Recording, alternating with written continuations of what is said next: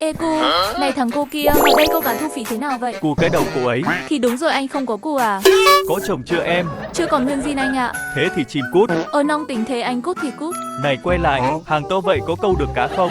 Anh em còn câu được nói gì mấy con cá câu. Em câu cá to thế này cơ, to hơn cái đầu ngốc của anh nhiều. Cái mồm cô đi chơi hơi xa đấy. Cá hồ tôi lôi mấy đứa bốc phét như cô xuống tắm rồi. Cô cứ cẩn thận đấy. Ơi sợ quá nhỉ thằng cu. Thế cá gì mà to thế hả cu? Chấm đen to lắm, có con dài 20 phân cơ. Thôi được con 20 phân để em chinh phục cho. Cứ cút đi câu đi. Nhanh nhanh đi câu thôi, làm trai giấm trợn với mồi nhé. Xịt thêm tí xìn xú vào là cá mê ngay. Lên hàng nào, mới cho xuống cá đã đớp rồi. Ơi con này khỏe vãi trưởng luôn. Tí thì mất cần các bạn ạ.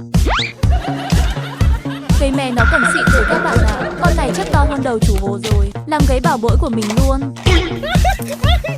Vẫn còn một khúc các bạn ạ. Nào chuẩn bị vớt đi anh ơi.